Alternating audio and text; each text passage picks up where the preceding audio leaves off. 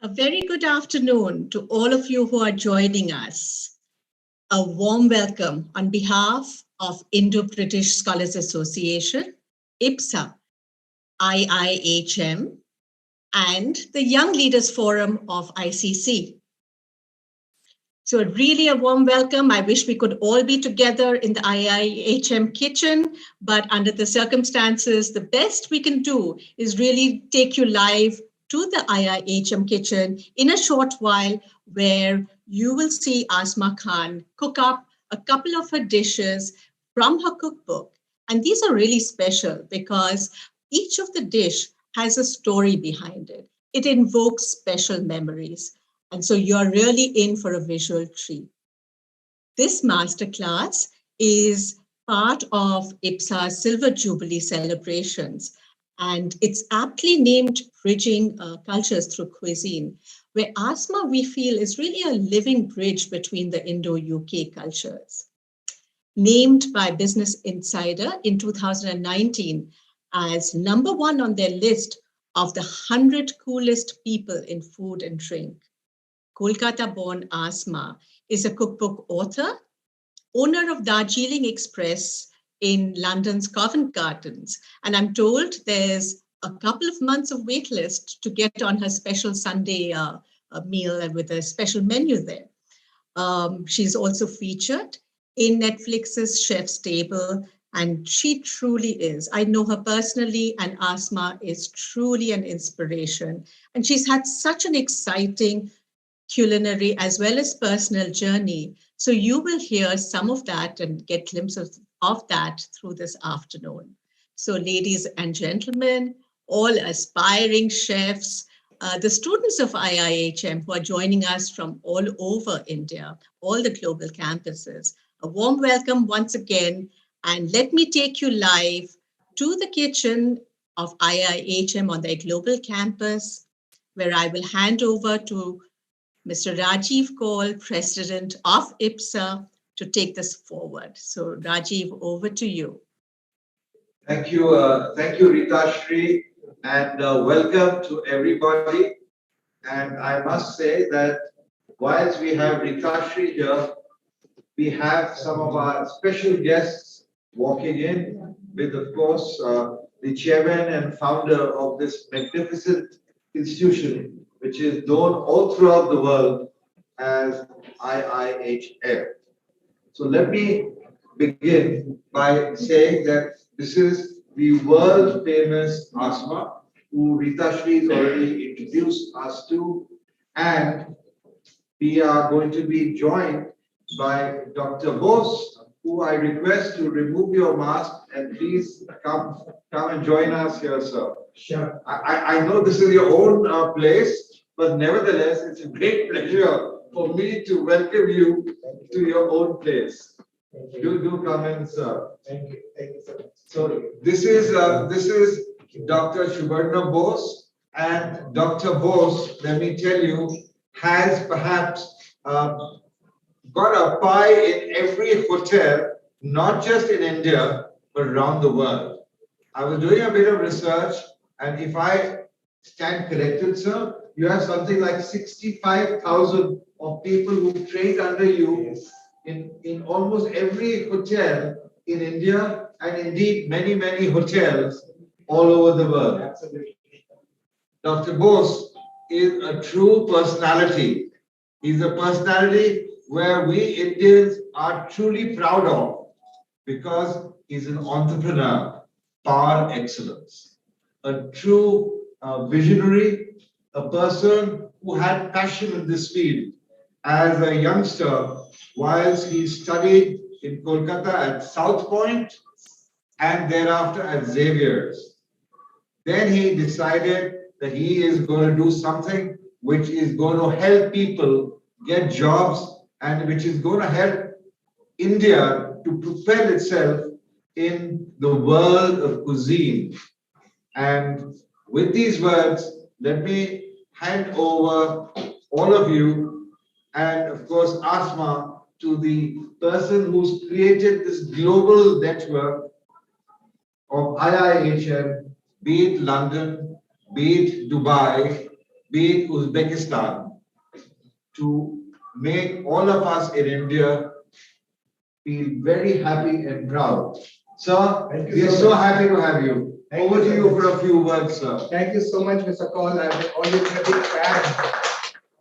Welcome to Chef Asma. Welcome, Mr. Kaul. I've been actually a big fan when I was doing my CA, used to go to his Nico corporation. One of my dada was working with him, Vishuda, Chakraborty. So we grew up in a way together. It's such a pleasure to welcome Chef here. And in fact, she was with us in one of the Young Chef India finals in London about 7 years back. And when she came as a judge. And so, in fact, Sean was reminding me the other day. And it's such a pleasure to have this particular masterclass, which we are all looking forward, not just here, but over 1,000 students from all over India, in all our campuses, either through Zoom or through the YouTube link. And we have also put into our different networks where they're all waiting to see your masterclass and maybe do some question answer. And we are absolutely grateful to have all of you in our home in this IIHM Global Campus. So as we say that this to us is more than an institution, more than a passion, this is more of an obsession to us. So even in the virtual and COVID issues, we are so happy that we still did a lot of work. And one of the things that we did, I just wanted to mention this, is the work on the United Nations SDG number 2, which is called Zero Hunger. All our students are called food soldiers, and they go all over the country and they work for the poor people and feeding them food. And they actually have a t-shirt and a badge called Food Soldiers. So we are very proud of this particular initiative that we do. Over 100,000 people are covered in the last three years. And I will request all of you to come and join this SDG number 2 Food Soldier initiative as we go forward and welcome Chef to show your magic. Thank you so much. Thank you. Before takes over, I must say, hearing this foot soldier journey that you started of helping the needy and poor, Asma was telling me when we drove here that during the pandemic in London, there were lots of people in the service industry who had been adversely impacted. And they would all congregate, or large number would congregate in Trafalgar Square. And every evening, she would take food cooked at her restaurant with her colleagues and distribute it to them. And she, like you, sir, you may have done 100,000, but I think she would have done at least 5 or 10,000. Correct me if I'm wrong, Asma. Over the time, yes, we've had COVID for 2 years. It's been very tough. So how many people would you have served? I don't know. I don't Out of know. love. But probably not as many, but we would give food as well for people to take back home. Yeah. So it was always, this is a big part of, it was very important. We were very fortunate to survive the pandemic. Many restaurants didn't, and their staff were left, literally with nothing. And I'm very fortunate to have a charming, well-known personality like her as my niece, going back 40 years. Give me a hug. Thank you. Over to you, Asma.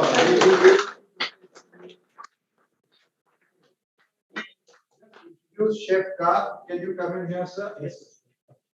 Chef Ka is a person who celebrated his silver jubilee in Taj, and being sensible, came over to Kolkata and joined Dr. Subhadna Bose as the director in charge of many of the verticals. He is an outstanding personality and bound to be so because we are fellow Kashmiris.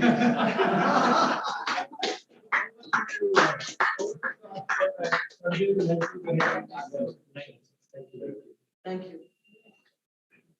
I'm very grateful for this opportunity. I know that time is short, so I'm going to go straight into the recipes. I'm making two things. One is Roshi Roti. This is a bread that is made in my father's ancestral village. We have many different versions of rotis all over India. I'm always appalled when people ask me that I want naan because that's what they think we all eat at home. Naan is something that is made in restaurants. At home, we make rotis on a tawa because nobody has a tandoor in their house. Your house will catch fire. Also, it's so impractical for 6 rotis to have a tandoor going. Anyway, so Roshi Roti is something that is quite interesting. And I'm very impressed by the students here because I sent them a note explaining the origin of the word. It means basically is a Persian word, rogan, rogani, all of that comes from clarified fat or just kind of any kind of connection to fat. So I explained in the note that my grandmother and my grand-aunts would use the leftover oil on the salan, on top of the gravy, on top of the curry, to make this roti for the next morning. And lo and behold, they did just that. They actually organized that for me because I was expecting this. I said, I'm going to put the key in, not expecting them to take the trouble to read the notes, to actually understand the origin of the roti and put that. And for that, I'm very grateful. So I'm going to start off. So this is the fat that's going in.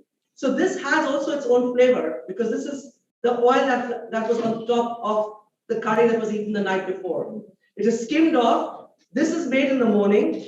We have it for breakfast in Bulandshahr, in Aligarh, where my father's from. And then the rest of it is taken away and it's called safar roti. It's the roti that you travel with because we don't have sandwiches. And any kind of bread that becomes like a slipper very soon because it becomes hard.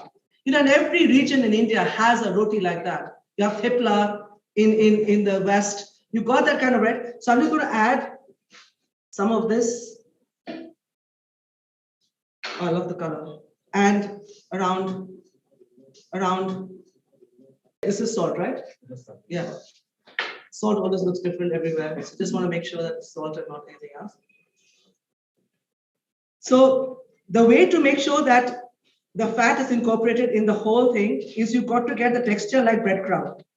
So this way, for sure It's everywhere. So you've got to have this kind of breadcrumb kind of texture. You don't add water in this, you add milk. This is where all the softness comes from. Oh, I'm going to love this color of this. This reminds me so much of the roti that we used to have in my home. So here, of course, there's no, I mean, in the recipe, which will be available, I think, online for those who want to cook this, there's a measurement of how much milk, but you really need to just estimate it because you don't really know how much you're going to need. You want to end up with a dough that is soft and firm. Do not add too much liquid. You're actually in big trouble then. Because if it's soggy and damp, the dough, it's very hard then to work with it. So add it in drizzles because it's still going to take time. It's going to take time for it to actually all be absorbed. And even though I am making this a little early, so it can rest, this is one of the few rotis that doesn't require resting because the gluten doesn't need to kick into this at all. Nor does it need to rise, nor are you rolling it out. In fact, you're going to make sure that actually doesn't rise. I'll show you when I actually get down to making it. I'm almost done with the dough.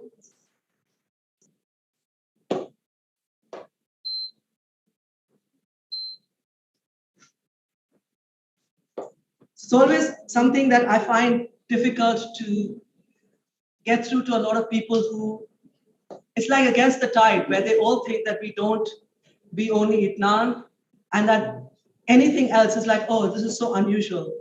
And naan is unusual. I used to go to a restaurant to eat naan. I'm going to leave this for the last bit you can eat for me. I don't want to, Yeah, I'm just going to leave a bit more. I'm going to move on to make the paneer. So I'm making a paneer korma. Can someone just come and put this on for me?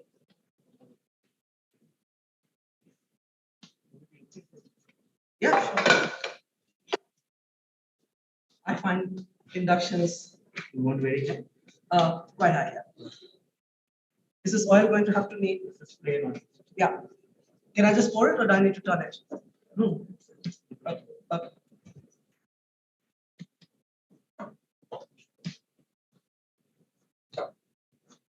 Start up with the oil. So, okay. Is this hot? Is it very hot? What is this? This is quite hot. Cooking with induction is a bit like cooking on a light bulb.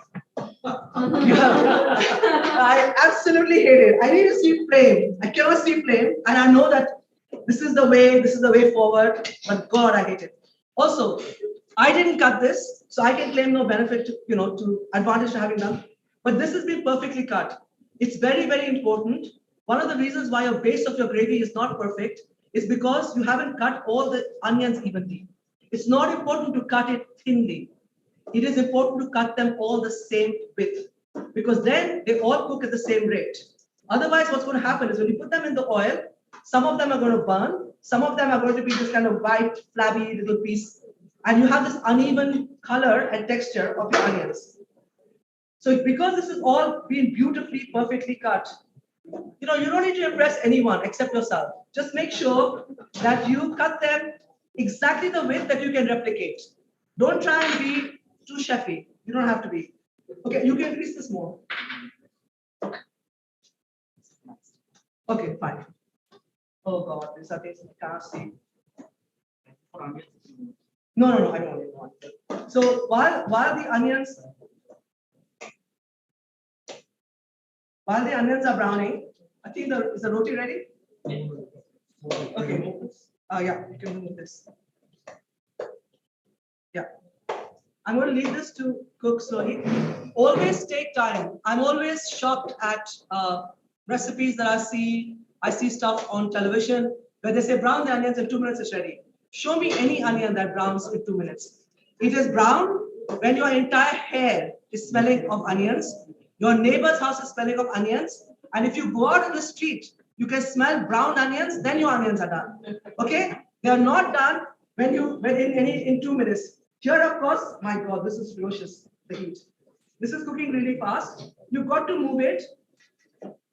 And there's a trick which I just want to share with you, which is for onions that you get in the West, which have got too much water in them. Add a pinch of salt. That quickens up the process a lot of getting, because salt will always drag the water out.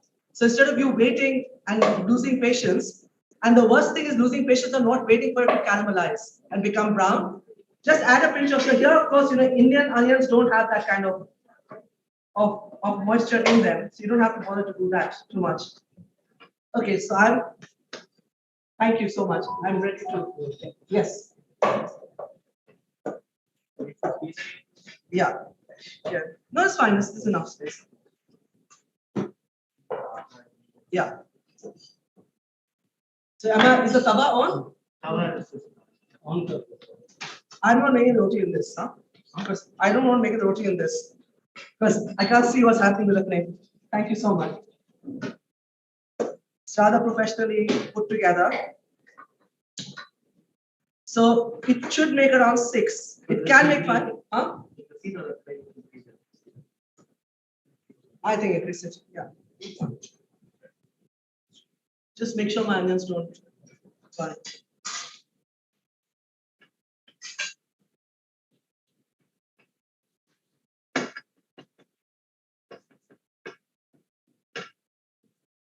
Okay, so I'm just taking one portion here. This has got a lot of fat in it, but you still will need to add a little bit of ghee or tail to it when you're cooking.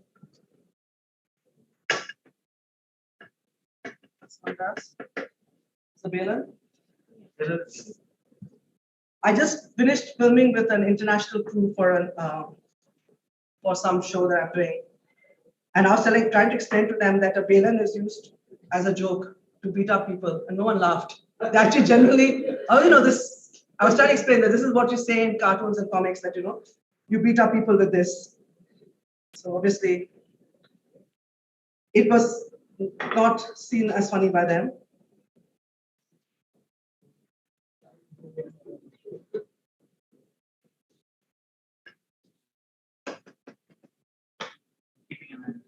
Yeah. Fork. So to make sure that it doesn't actually fluff up, you use a knife or a fork to make holes on the roti. The roti then goes onto the tawa. It's okay. It'll get stuck? No. Sorry, I'm just asking about this. Always a challenge to work with something new. You have a flat? Yeah.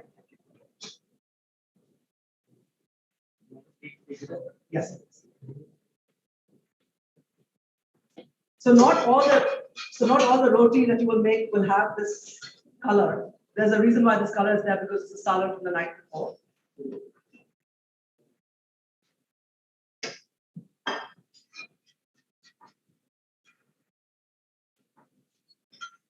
This is going to take a bit longer. I'll leave you to figure out your hand. So what goes in after this is garlic and ginger paste. As much as possible, do not use powdered garlic and ginger. I know a lot of people use that. They use paste, which is you get in jars that also have preservatives in them. It takes very little time, and there's so much goodness in ginger and garlic. And they're food processors and they're grinders. So it's not that you're sitting there killing yourself doing it. As much as possible, try and do it. Find a kind of a box in which you can keep it in your fridge, but do not use powdered and paste as much as possible. So this garlic is going in, which is less than the ginger. Ginger, I'm going to put more. So what I'm making is a Paneer Korma. Sadly, a lot of people think korma is this sickeningly sweet, sharbati kind of, that really tastes of sharbat because it's so sweet and it's full of dried fruits. For me, anything that is a korma, this has again links to Persia and the Central Asia coming in with the Mughals. What makes the korma a korma is 2 spices that are not in there. 2 spices missing in a korma is turmeric and cumin. Turmeric and cumin never go in a korma. The only spice you put in is powdered coriander. And having raisins in there is not necessary. I know that when you go to a London restaurant and ask for a korma, it's floating in raisins. Apart from my personal hatred of raisins, it's not necessary to put it in, or dried fruits. I come from a royal family and I'm always surprised at things that people say is shahi and royal. It's not, yeah, perfect. Yeah, just as long as it's cooked in all the way. Yeah, reduce the heat. So this whole idea that they, anything that is royal or considered to be shahi, which is the word that's for royal, you find this in a lot of places. A lot of dishes have just a lot of dried fruits in them, or even worse, they have saffron in them. Saffron is overused, abused spice. Just because it is one of the most expensive spices, everyone says bung it in and call it royal. That's not how our food works. And I think that it is, yeah, I think that's fine. First roti is always going to be lit like this. The next one, yeah. Yeah, so I think she's done. She's going to roll it out a bit thinner.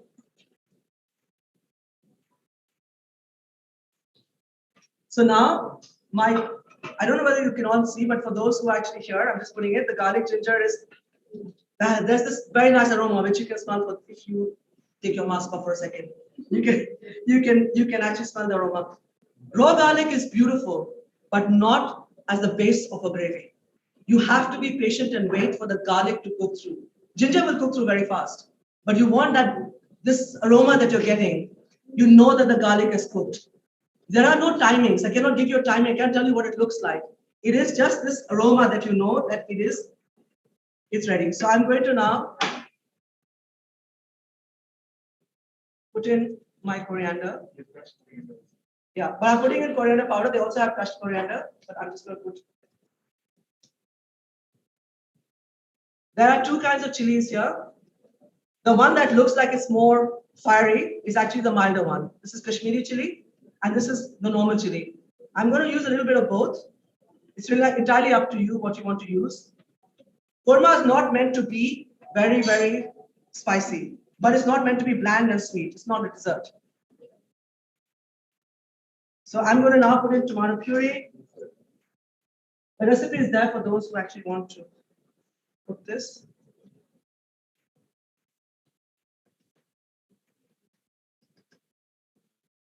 Is there water in that? Yeah, it's water. So what I'm making is the base of a korma. I'm putting paneer in there. You can use the same process to make any kind of, you can put in chicken. You can use, make korma with any kind of fish. It's entirely up to you. The reason why I picked paneer is because it's easiest to make it in this kind of environment where there's no stress actually handling raw meat. So I'm getting this kind of the base of the korma is. I was getting scared that this is actually sugar and not salt. I'm putting in my paneer, which has been cut. This is 500 grams. We're very lucky, obviously, here you can get paneer, but there are lots of recipes online on how to make paneer at home.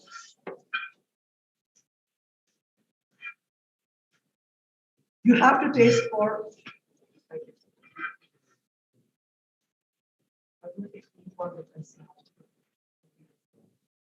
No, sorry. This is a paste made with almonds. You can use almond powder.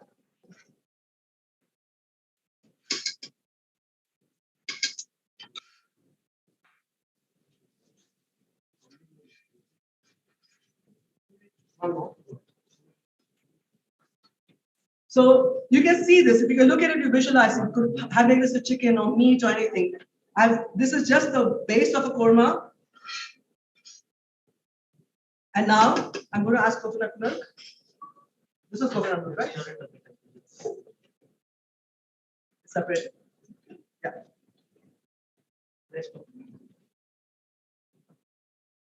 Fresh coconut milk. Unlike all of us who have to use.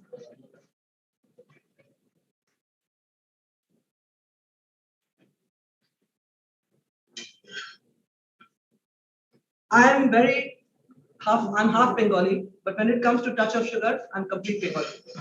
You cannot You cannot, you have to have that touch of sugar, otherwise nothing works. And if you are dieting, too bad, how sad, okay? Because this is not the dish to diet with.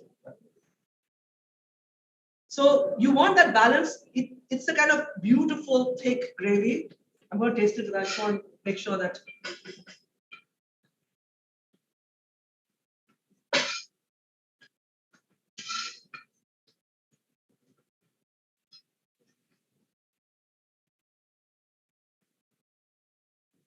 Need more sugar. And of course, the chili powder was hotter than I thought. You live and learn. So I'm with that roti. I'm ready to kind of take it out. Is there a spoon for this? Ajit sir.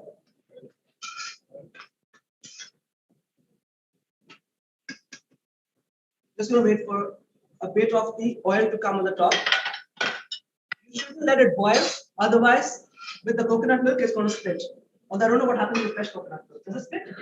It does split. Take it off, take it off. Put it off. Yes. Yay. I don't know whether fresh because it's been years since I used fresh coconut milk. Can I just move this to somewhere? Yeah, you can.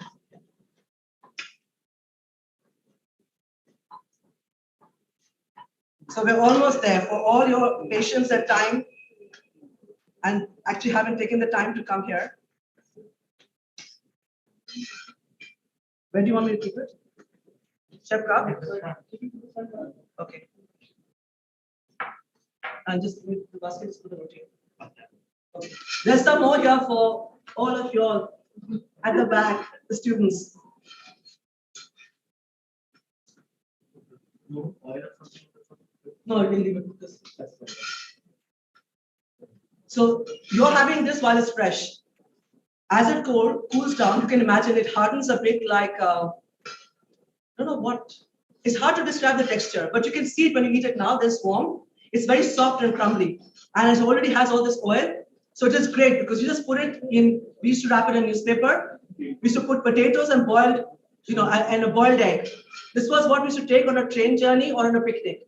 A boiled egg, or if you're very, very lucky, 2 boiled eggs, aloo, and this, as it hardens, it becomes, it's obviously, it breaks like a cookie almost, like a crumbly cookie. This is something so unique to my family, and this is my cookbook as well, but I wanted to share with people because I think that people need to broaden their horizon, and we use maize in this.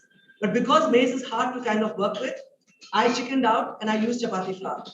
But there was a time when maize was the only thing that was grown in Western UP.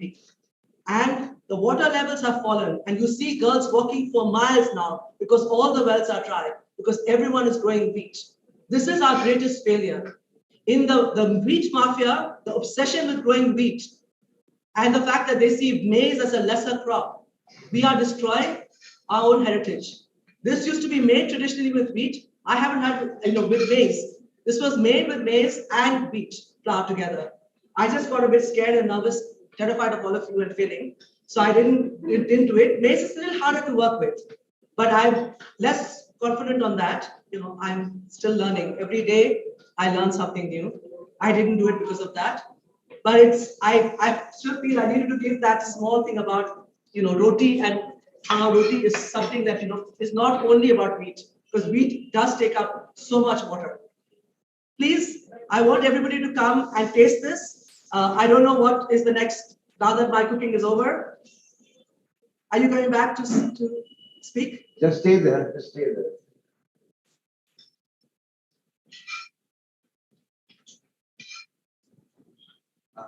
Thank you so much. And that was a wonderful job done ahead of time. Fantastic. Well, friends, I've had the privilege of eating a full baked, what she calls a Sunday, what is it called? Biryani Supper Club. Biryani Supper Club at a place. And before biryani comes, many, many things come, right? Maybe 5 or 6 courses of wonderful things like this. So may I request Kritika to come and try a bite? What we call a lukhma. A lukhma is a small little bite. And said in a very Kashmiri way. Luqma. Yeah, yeah. So we've got the pronunciation dead right. I think Sanjay Khan will know that word very well. How do we cut this up? Are you going to cut this up? I think just break it with your hands. Get it. This is not. I'll give this spoon. Please come. Come. Nick, you also come. Right? You know, and Nick, when Indian couple gets married, they typically feed each other, all right? Yes. So come this way as well, Nick. Please come this way. You know, I can't feed her. She's already married, and so am I. This is part of our marriage rituals of feeding each other. So just hold this while I give Nick the spoon and rest. Or you need the we'll exchange at the same time. We'll get it out. It's going to be a mess. You want to have a plate underneath? Yes. I think that would give them. It's going to be a mess. You want to have a plate underneath? Yes. I think that would give them a plate. Give them 2 plates. I put on the side. You know, I think that's the real thing. Oh, this is really much more. That's a really great job. I'm making it. All right. Now Okay. it's all right. Yeah, Give him a napkin. Now, Give them a you napkin. sit her mouth first. Okay. Do you take Ritika as your lawful wedded wife? Absolutely. Very good. And will you, Ritika, take him as your lawful wedded husband? Yes, I do. Now that you've exchanged the spoon each, you're both married.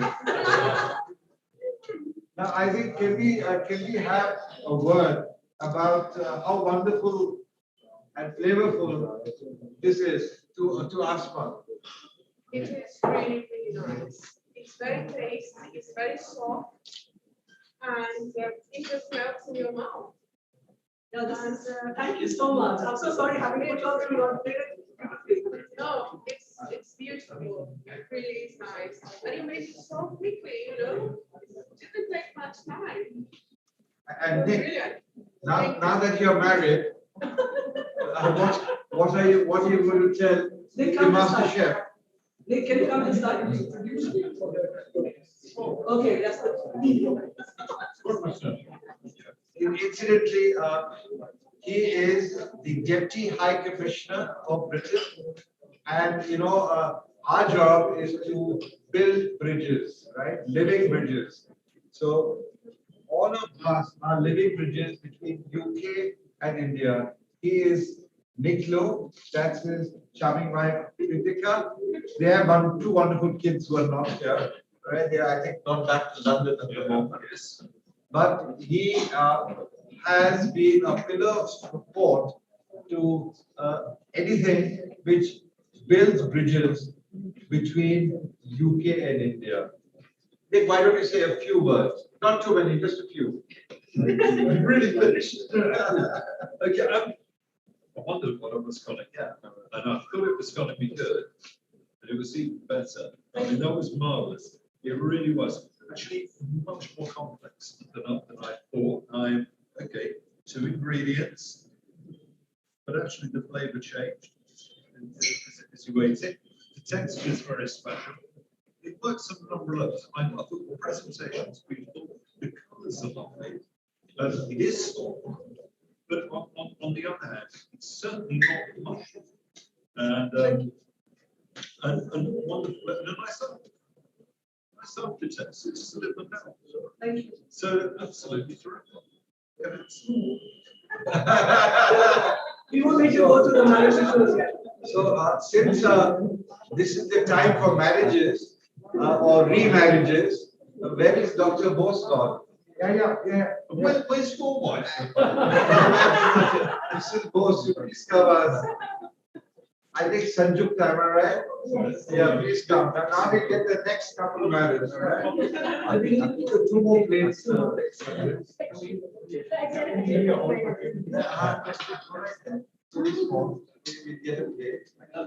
then you will have to take your vows. How many years? How many years? After Bose, you will be taking your vows again. So as you know, Dr. Bose is the founder, owner, and the master entrepreneur who's taking India global. And he's already sent hundreds of his students who are now graduates to all over the world. So can you, and that's his charming wife, and she actually runs this place we are all in. That's right. So please do exchange your vows. And are you going to feed her first? Yes. Absolutely. And the chivalrous young man. Yes. Lovely. And you're going to yes. Lovely. And so you're going to get married in your own institute. I don't think you got married in your own institute. So this is a global marriage. It's a global institute. Thank you so much. Anybody else who wants to get married? But please, everyone should. I know you're without a wine and I'm without a wine. Please. You're not going to get married. You're not going to get married. No, just give a plate. We can still have a piece. What a privilege it is to. Is Ritashi going to call out the questions? Ritashi, are you ready with some questions? I'm absolutely ready, yes. So while they're eating and exchanging vows over paneer. Sure, yeah, absolutely. So I'm going to actually take the first, Asma, the first one is from Sakshi. She's an IIHM student from Goa. And Sakshi asks, what challenges did you face while establishing yourself and your restaurant in London? I faced different challenges. I think the biggest problem was my own. I lacked the confidence to think that I could open a restaurant because in 2017, 2015, you didn't see anyone like me. Anyone who did not have culinary training, who wasn't a professional chef, whose husband wasn't a professional chef, whose father wasn't a professional chef. It's pretty much like how it is in Bollywood. You needed a godfather to open a restaurant and succeed in England, especially in London, in central London. But I think that once I overcame my own insecurities, then every challenge, when I hit the hurdle, I hit it so hard, I broke it. I wasn't going to allow other things to stop me. It was internally for me. I fought the battles inside me because I didn't, they always say you cannot be what you cannot see. And I didn't see an accented Muslim immigrant woman my age, trying to raise money and open a business. I'd never done business before. I'd never gone to culinary school before. So to think I could open a restaurant was very hard. But once I decided I wanted to do it, then it was tough, but I managed. Wonderful. And a follow-up to that is from Riddhi. What is one of your proudest moments as a chef? I think my proudest moment was when my mother came into my restaurant. Sorry, I get emotional even saying it. It was, because she did catering, and in fact catering for Rajiv Mamu for years. And I used to tell her when I was very young that Ammu, open a restaurant. She said, no, beta, humse hoga nahi. I won't be able to do it. And in her name, in some ways, I followed her footsteps and I opened a restaurant. And this is why Calcutta is such an important part of that restaurant. I am an extension of what she was when she was catering here in 1980s. This is the thread that you see throughout in my restaurant. I pay homage to the city, to my mother, and to that life that I lived watching her. I used to go to people's houses and watch her cook. I'm trying not to cry, but it is. So the proudest moment was Ammu walking through the doors of my restaurant. And I felt that I'd done it not for myself, but for her too. That's lovely, Asma. That's absolutely beautiful. And Asma's been described as an unstoppable force for social change as well. She really wears many hats and she's got many facets. And Asma, do you want to share how you spent your 50th birthday in Iraq? Do you want to share that story before I take the next few questions? Yes, I wanted to do something important on my 50th birthday. It was, my half century. And I felt that I had to do something that made a difference to others. And I'd gone to a kind of charity event where I was hearing people talking about the Yazidi girls. And they spent their entire time at the gates waiting for their sisters and their mothers, who were obviously not going to return. Because these were the ones that had escaped ISIS. And this was the last refugee camp that was set up in northern Iraq. And I went and spoke to someone who was working there. And I said, do you think I can open a cafe there? Instead of laughing at me, she hugged me and she was in tears. And she said, there's nobody else in the world who can do it but you. How can you do it? So I raised the money in my own restaurant. I also put all my earnings of that entire year, of my 50th year, into that cafe. We went to Northern Iraq. We set up a cafe. And we had a lot of difficulty initially getting the girls to agree to cook. It was heartbreaking to find out that the girls who were 16 and 17 had never cooked Yazidi food because they were kidnapped when they were 9 and some as young as 7 and taken away and become into slavery. And they were told that their food and they are dirty. So they knew how to cook other food. They didn't know how to make their own food. And they just come back and were living in this vacuum. So we had to first get the grandmothers of the camp to come in and teach them. And there was always this thing of shame. And the girls felt they had brought shame to their family. This is universal. When something terrible happens to you as a woman, honor and izzat and shame and honor is always the woman's. But their friendship grew in that kitchen between the grandmothers who would always look down on these girls as if it was their fault that they had been enslaved. And that kitchen today is still going strong. And I think that was the best thing I could have done at turning 50. I got my gray hairs. I thought I'd done enough in life. And I wanted to leave a mark somewhere where there is a mark of hope and also of forgiveness. That's what I did for my 50th birthday. And Asma Khan, so I thought that was a special story that she could share. Thanks for that, Asma. I wanted to bring on screen a couple of people now. One would be Smita Kaul. Smita, if you're there, did you have a question for Asma, and can we bring her on to ask that? Hi, Asma. Thank you so much for sharing your craft with us.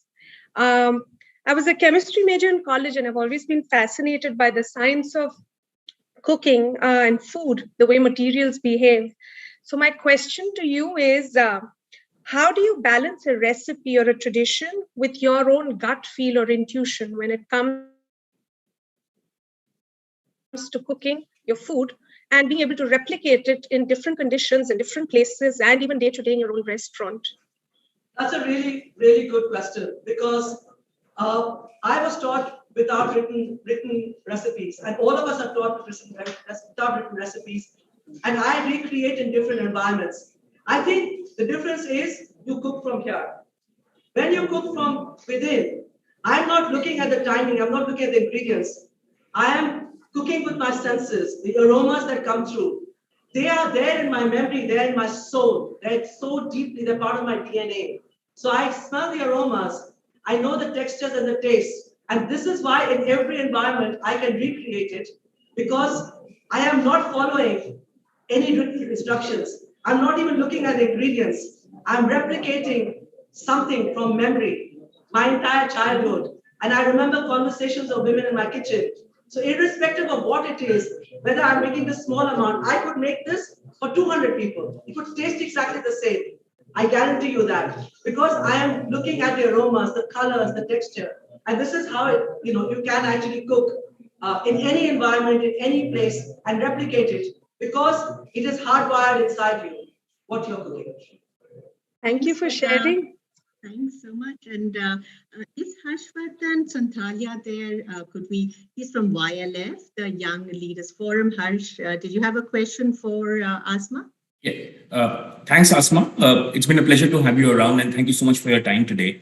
I'm Harsh Sonthalia from the Young Leaders Forum and a fellow restaurateur from the city of Calcutta. I was hoping to know your thoughts around the upcoming trends with Indian cuisine. In the last few years, we've noticed that there are several restaurants that have started using molecular techniques with Indian food. And there are some chefs who like to go clever with the use of exotic ingredients and pairing it with local cuisine. And there are some other restaurants which now are going big on regional Indian cuisine. And amongst all of this, Darjeeling Express, I believe, has been a breath of fresh air. It's been serving authentic, honest food with deep flavors without any gimmicks. So how do you see things shape up in the next few years? And are there any specific trends that you see emerge? Thank you. That's a very relevant question, because there is a kind of big movement towards, what they call modern or progressive Indian cuisine, whatever that may be. For me, fusion food is confusion food. It's very important to keep rooted to what cuisine you're cooking. I know a lot of people have actually been experimenting, and I think it's great. Be creative. The world cannot be static. I don't have an issue. I don't judge people who go around putting seaweed and truffle oil on their pakoras and naan and feel happy doing that. Bless them. I will not do that because for me, I think it's far more important. Because this is a thing about politics. I am not cooking as a business. I'm not cooking for a Michelin star and for headlines. I'm cooking to honor women today who are nameless and faceless in cooking in kitchens. I'm also cooking for women who have gone to their graves. We are a culture where women eat last, girls eat least. And women are the custodians of recipes. We are the feeders and the healers. And yet, if you look at the situation in South Asia, in every home, India, Pakistan, Bangladesh, Sri Lanka, it is a woman cooking or woman who's in control of the food. In every restaurant you go to, in the East or in the West, which is high end or considered to be sophisticated, it's invariably men who are lucky that I'm happy that they have got where they have. I wish them great luck, but I think there's a space. I need the space to be. I need some space. I need the stage clear for women to come through, and this cannot happen if the stage is occupied with guys experimenting with seaweed and truffle oil. That's my personal opinion. Not to offend anyone. The world is big enough, but I think that we need to, also acknowledge, because I feel there is something which I want to say in Hindi. Some people will understand, some will not. We have a muhavra or a comment that says, "Ghar ki murgi dal barabar." The chicken that is cooked at home is on the same kind of level as dal. Dal is considered to be very simple and ordinary. Chicken is considered to be elevated and expensive. You're not talking about chicken and you're not talking about dal. You're talking about the woman who's cooking that food. That's the problem. That for too long, food of women has been taken and accepted. We haven't been thanked. Heaven forbid we have never been paid. And that is why I will do what I continue to do. And I am waiting. I'm waiting for more women to come forward, to set up all female kitchens, to celebrate the food that is cooked by our women. I want to then step to the sidelines. I want to applaud women who will do better than me. In my lifetime, I'm not willing to die till I see women doing far better than everything that I've ever achieved or will achieve. This is very, very important for me. Asma, that's Thank you so cue much. for me. Thanks, Harsh. So that's a cue for me to call Rekha Sethi. She's at the helm of IIMA. She's the Director General of IIMA. So Rekha, if you're there, thanks for joining. Thanks so much. Thanks, Asma, for a wonderful recipe. I'm a complete paneer freak, so I've already downloaded your recipe. But I'm going to ask you about you being a PhD in law from King's College is no mean achievement. Have you ever felt that you'd like to go, you could have gone to that road less traveled and go back to doing law? Thank you for asking that. Thank God I don't ask myself that question too often. My husband challenged me that, he said, you want to make a difference to women. You want to empower women. You want to have a movement, an uprising. I always call myself a disruptor. I never call myself a chef.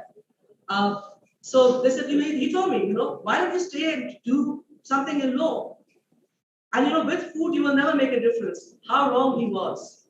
I think that my entire legal training, my skills of advocacy, the ability to speak, the ability to write, is a combination of what we are celebrating today, my Indian education and my British education. The combination of having studied history in India, then studied law in Britain, and then to open a restaurant in London, in central London. For me, this is seamless. This is, for me, effortless. It is me. It symbolizes every aspect of who I am. And often when people ask me that, did you regret, studying in India and not coming to England before? No. I think this was a foundation. Studying in India was my foundation. I went to England and I built on that. And I don't ever feel that I need to go back to studying law, because in the end, any law I would have practiced would always have been for the marginalized, for the silent. I would have worked for them. And through food, I am doing exactly what I would be doing in a court of law. I speak up for those who at the moment cannot speak. I amplify the voices of the silent. Wonderful. Thank you so much. Thank you. Thank you, Rekha. I had caught a glimpse of Mrs. Preeti Kapoor on this show, and I was wondering if Mrs. Kapoor would like to ask a question.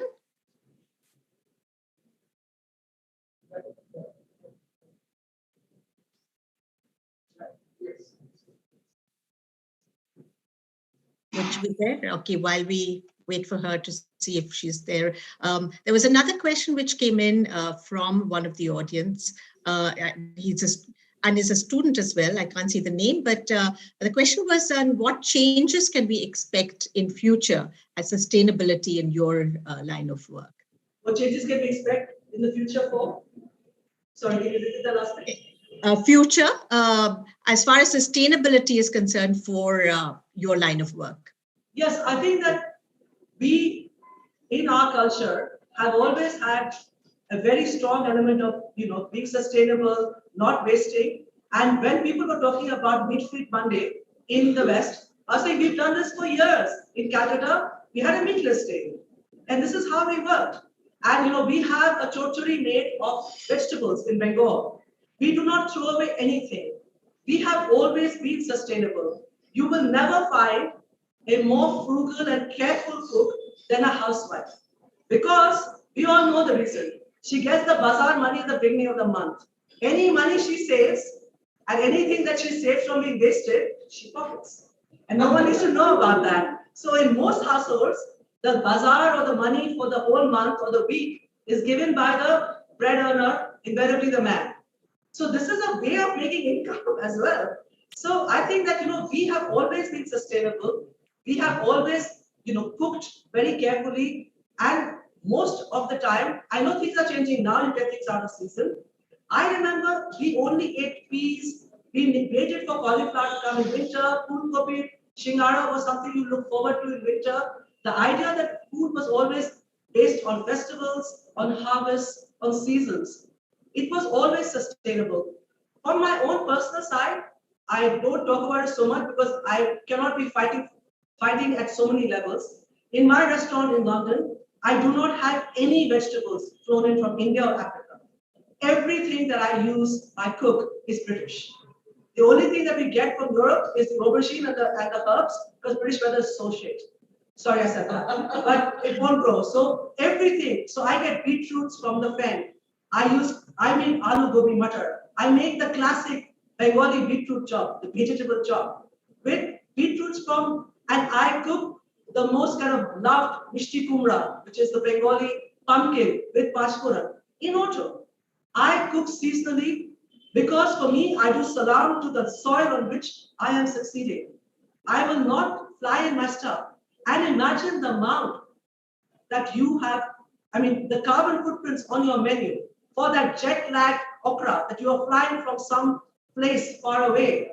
It arrives, refrigerated, packed, then you use it.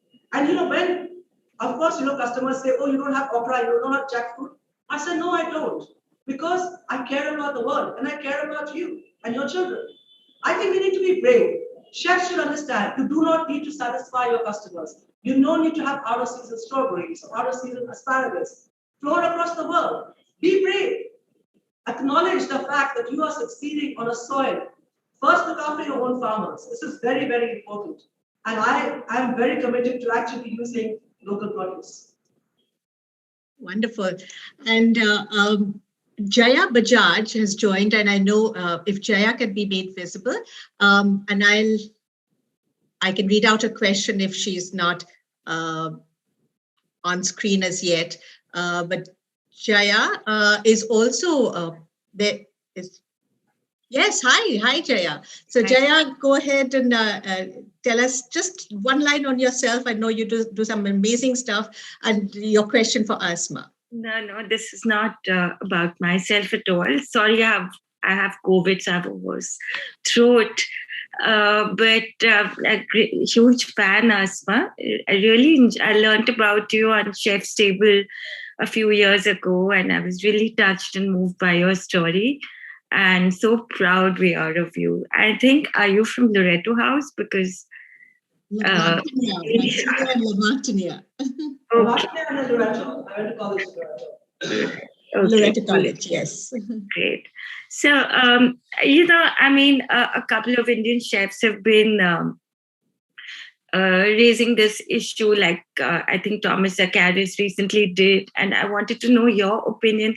So when we talk of Indian food abroad, it's always like chicken tikka masala and naan, and it's really just the same old, and that's not Indian food at all. I mean, that's restaurant food, like you said, for the naan. How do we get more people like you to put home cooked meals, or like a variety at least out there for the world to see? Thank you for your question. I hope you get better soon. This is a mild version of COVID, I've heard. So hopefully you'll be fine soon and your voice is back. Thank you. I think that, it is changing slowly. I think this chicken tikka masala and this, the curry houses, there is a change definitely happening. COVID has actually expedited that. So those who actually were dependent on footfall from the city, used to kind of using where people would come in to have food in Brick Lane or other places where the food tended to be more catered to what they thought was a Western palate. Sadly, many of them have closed. So there is a clearing of the chessboard to some extent. There's an opportunity for people to come in, to be a bit brave. Unfortunately, I'm seeing that people who are coming in are those with money, venture capitalists funded people coming in, not those with passion. And not people who actually have learned to cook from their mothers. And that makes a big difference to food that they think people want to eat. They haven't hung around the kitchen and learned how to cook. Till that happens, that you have chefs and investors, people who are passionate about food, but the food that they have seen being cooked by women in their families, we will still have too many restaurants that have an image or a kind of brand that they're building up. So, of course, I also know I have a brand. I has grown organically. I haven't tried to recreate this image about who we are, what we are. I just told stories. The problem is that people come with a ready-made package. This is my restaurant, and this is the story it's going to be. And everybody narrates the story. But behind that story, there's no soul. So it is challenging. And I think that, I would like to see more change happening. Change is happening, not fast enough, but it is definitely happening. And I think that, Raji Express is part of that people know that something like this can succeed. I want someone else to do something similar and be better than me. So that people are braver and they can see that, okay, she's not just a one-off. She's not a one-trick pony who does this and has succeeded. I need more people to come in. So yeah, all of you who are watching this and feel that you want to do something great or different, be brave, be brave. Don't think about yourself, because you're leaving a legacy for those coming after you. That is very important. You don't have to be replicating things that are successful. If you will be successful, if you are authentic to yourself, then you will be successful.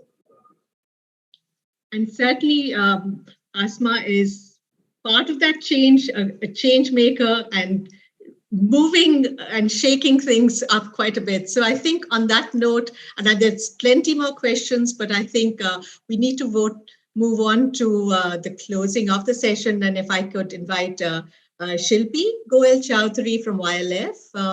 Shilpi, over to you. Hi, thank you. The closing and concluding remarks. Good afternoon. It gives me great pleasure to deliver the closing remark and formal vote of thanks at the end of this very engaging session. It takes this opportunity to convey my sincere gratitude to Ms. Asma Khan, restaurateur and cookbook author, celebrity chef, and owner of Darjeeling Express in London, to this forum. My heartfelt thank you goes to Dr. Bose, Chairman and CEO, IIHM and IndyMart Group worldwide, in this session. I also express my deepest appreciation to Mr.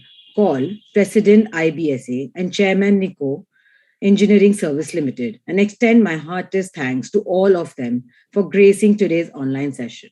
I would also like to thank our friends from media for widely covering today's session.